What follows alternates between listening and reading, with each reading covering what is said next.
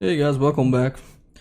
In today's video we're going to be discussing some endgames, and more specifically endgames where the winning side has managed to activate his king right on the kind of correct timing, and he did that better than his opponent, and this led to his final victory. I chose a couple of exemplary games for you guys, one of them of Magnus Carlsen, one of them from my own practice, and one of them, which is the first one I want to start with, this is also the position you see in front of you, is a game that I remember seeing as a child in some seminar that was being held at the Federation. The Israeli Federation organized it, and I participated in it. And this same seminar was talking about some very typical endgames. And this is one of the examples in that seminar, and it really made a huge impact on me of how can you take very small advantages, or sometimes even almost invisible type of advantages, and transform them into a victory. In the position that you see in front of you, the position is almost perfectly symmetrical, and black is doing just a tiny bit better in this position because of some very small factors that seems to be kind of insignificant at the moment. One of them is the fact that his queen is slightly more centralized than the white queen. He obviously controls the open file, and you see this king on g7 might be, in an endgame, slightly quicker to reach the middle of the board in case there are lots of trades. And as insignificant as all of those advantages might seem, slowly but surely black manages to actually squeeze this position into a victory. Black was a very prominent grandmaster, Evgeny Nair. He's actually still alive, still an active player, rated about 2600. So it's white to move. So basically his opponent was also a very kind of decent grandmaster. He played the correct move, queen d4, trying to activate his own queen and exchange black's very well centralized queen. So black doesn't want to trade on d4 by himself, because this would help white to centralize his own knight. So knight c6 was played, correct decision, exchanging in his own terms, because now the black knight is actually taking a nice position in the middle of the board, eyeballing the square on d3. Now black is threatening to invade on the second rank with the move rook c2, so the move rook a to c1 is very normal. Please pay attention to the fact that at any given moment black can play this move knight d3, which seems very attractive, but it probably should be played in the correct kind of timing, because if you do this immediately, white might consider just exchanging off the rooks on c8, and after black recaptures, white just goes rook d1, attacks the knight on d3, and as soon as this knight moves, white might invade on c7 on his own, so maybe that's not the best. So going back, black played this very kind of patient move, pawn to b6, just safeguarding this pawn on b7, because he anticipates white potential invasion of the 7th rank. So he already puts his pawn in a more defensive position where they defend each other, so these pawns are now less likely to get taken. And white found basically nothing better than just to play rook f to d1, getting the rook on the open file. And now black kind of seizes the chance to exchange rooks and play rook d8. And this is black's first achievement. He now takes control over the d file. By the way, please pay attention how useful is the move b6, because now if at any moment white tries to invade on c7, he is only threatening one pawn on a7. So for example, if now white plays rook c7, black plays rook d2 also, the knight is under attack, and on the next move black might just take the pawn on a2 while defending also the pawn on a7. So after the move rook d8, probably at this point white made perhaps his fatal mistake in this game. He allowed the black rook to invade on the second rank, and he thought that that might be not that bad because later on he would try to exchange the rooks. Probably if white would play a more prudent move like rook c2, just keeping that rook from invading on d2, then black would be still slightly better because his king is slightly potentially more active, his rook is slightly more active, but white has good chances of holding into a draw. But after knight c3, rook d2, so white had this idea to play rook to e1, attacking the knight on e5, and after knight d3, rook e2, forcing the exchange of rooks. And he thought, well, I'll just exchange the rooks and I should be fine, right? It's a completely symmetrical position. There are only kings and knights and pawns on the board. What can go wrong? But this was his probably misunderstanding or miscalculation, because now black's apparently small advantages are now becoming slightly more significant. The fact that his king is now able to reach the middle of the board much quicker than the white king is actually a decisive factor. After king f6, this is, by the way, just the right time to play a move such as king f6 after exchanging all of the rooks.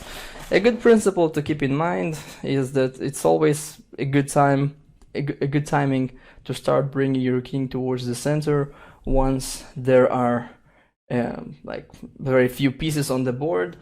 But if you want to have some kind of a guiding principle, it is not always true, but some studies and some statistics suggest that it's usually safe to bring the king into the center once there are less than about 14 or 13 approximately points of value of both sides. So for example, if you have if your opponent has two rooks and a knight, like we've seen in the beginning position, so it means he has about 13 points of value.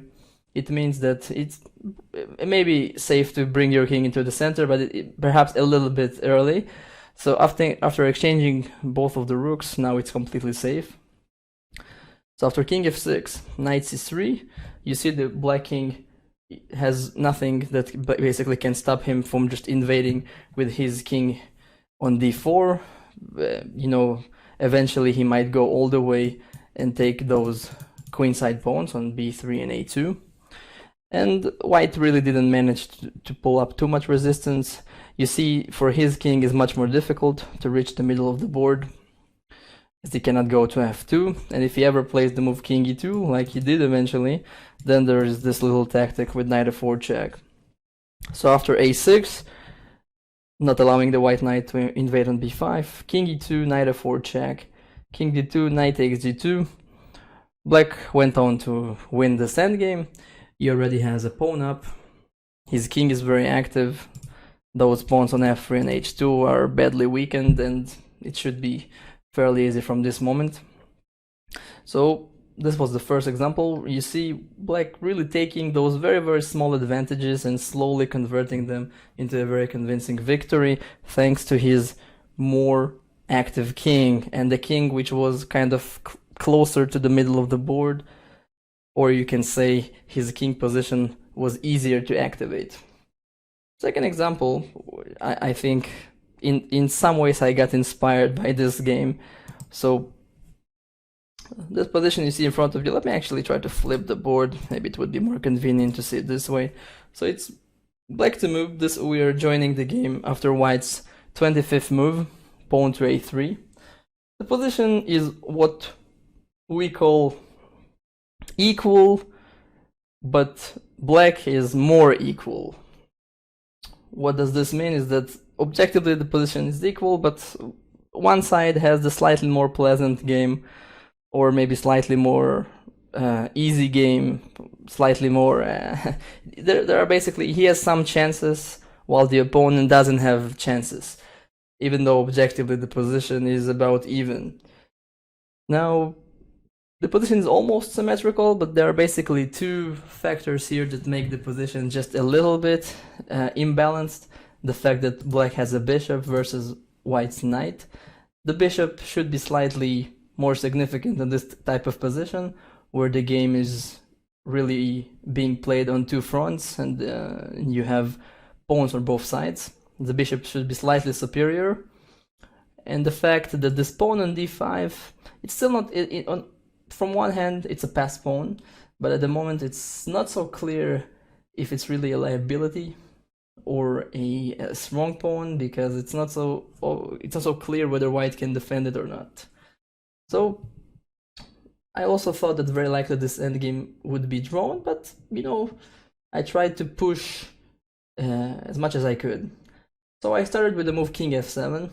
I thought to myself that by the principles that we have stated earlier, it should be fairly safe to bring my king closer to the center, because I knew that at any given moment the queens might get exchanged, and then I want my king to be kind of as close to the center as possible.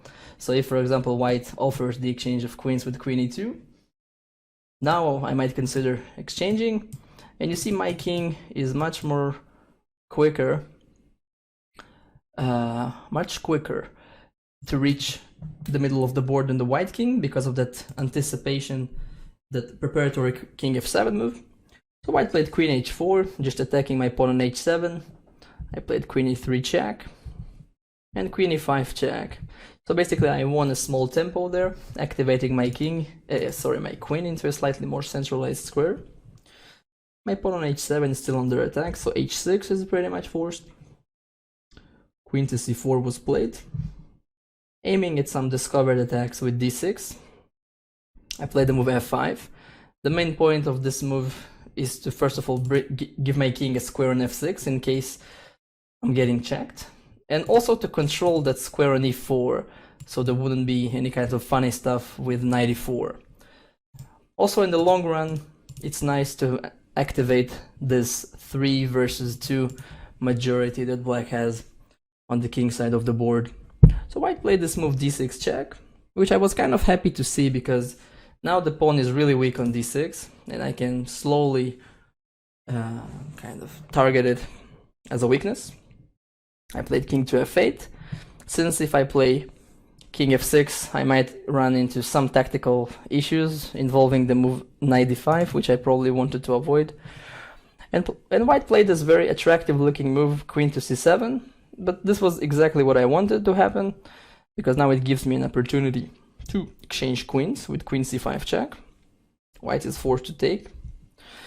And this endgame once again illustrates how critical it might be in an endgame, the fact that your king is even slightly closer to the middle of the board. It can be fatal to the other side, because my king within 2 moves reaches the square of e6 and he collects the pawn on d6. And for the white king, there is no direct way to reach one of the critical squares in the middle of the board, because they are being occupied by black pawns. So white had to try some tactical means. He played knight to d5, king f7, and knight c7. His idea is to stop me from playing the move king to e6. I played pawn to c4 in order to safeguard the pawn from any kind of attacks like knight a6. And after the move knight back to d5, king to e6, knight to e3, king takes d6, knight takes d4 check, king d5. We see that even though white managed to keep the material balance on the board, the position is by no means equal. Actually, I think white is completely losing here, because there is just too much of a big difference between the activity of the black king and the white king. After knight d2, my king even continued moving forward on d4. And I must say that this position should be a very easy victory. This was a rapid game, and I made some mistakes later on. I allowed my opponent to escape into a draw. But definitely it was a completely won game, thanks to my very well placed king. And the only thing that black needs to, I think, avoid in this kind of position, if he wants to avoid troubles, is to control the white knight from becoming too active. It's not too difficult to do, and it should be winning. If you want to watch the full game, I'll leave it in the description. And let us move to the final game of this video. And this one is by the great Magnus Carlsen. This is actually one of his more famous endgames. He was playing with the white pieces against Pavel Elyanov, and this was actually, in general, a very good game, like a module game of Magnus. He played very superbly throughout, like, the very beginning, and eventually we reached, so this endgame, 2 rooks and knight for both sides. White is definitely doing better for a couple of reasons. His king, as in the previous examples, is slightly more centralized. The white's pieces are slightly more active. His knight is kind of just doing some troubles in the black's camp. But still, in order to convert this position into a victory, there is still a lot of work to do. So Carlsen starts with the move knight to d5, threatening the pawn on f6 as well as the rook on e7. Rook d7 is forced. Now Carlsen finds a good moment to exchange some pieces, and from this moment onwards he slowly starts his plan of activating his king further on into the middle of the board. It still would be a little bit early to play the move king e4, as there would be some tactical issues with the pawn on g4, but white is really not in any rush. He plays king to g3, pawn to f3, putting his pawns on very safe positions, defending each other basically. And after pawn h6, knight to f4, g5, knight h5 check, king g6. Those moves are not in particular important to us. They were not forced, but black doesn't have too many good of options here. So after the move f4, white is already threatening to push black's king further away. And after g takes f4, e takes f4, king h7, white plays this very technical move, pawn to f5. I really like this move, very typical Carlsen move, fixing this pawn on f6 forever. So now he cannot move, and that's going to be a permanent weakness. Please pay attention to the fact that the pawn on f6 cannot be taken, at least not immediately, because black takes on f6, followed by knight e4 check. So f5, king to g8, and in this position Carlsen managed to completely make black's pieces passive and insignificant in the game. So that's a good moment for him to slowly start activating his king towards the middle of the board. King f3, knight to d7, king to e4, king f8, and after the move rook c8 check, king e7, king d5. Now we see once again this already familiar story by now. The difference between the activity of both kings is fatal. In this case, let me show you already the game until the end. Pawn to b5, rook to h8. You see that not only the white king is very active, black's position is full of weaknesses that white can try to exploit, which it does. Knight b6 check, king c6. There is no reason to be shy from activating your king even further. Knight c4. And now if white takes the pawn on h6, once again there are some small tactical issues with knight e5 check, followed by picking the pawn on g4. So Carlsen played a more tenacious move with rook a8, knight e5 check, king c5. He wants to take the pawn on a7 rather than the pawn on h6, because then his a pawn will become a pass pawn, which will be difficult to be dealt with. And after knight d7 check, king takes b5, king d6, rook takes a7. Already white has 2 pawns up. The position is hopeless, and black resigns in this position after move 54, king to c4. So really, once again, the fatal factor here for black was the fact that his king never managed to activate it himself, unlike the white king, which could very easily maneuver itself into the middle of the board because the white pieces had more activity and he had more space. So when you have more central control, more space than your opponent, usually it's much easier for you to maneuver your king into the middle of the board, anticipating an endgame. So that's something to keep in mind. So thank you guys for watching. Hope you learned something. See you guys in the next videos. Take care.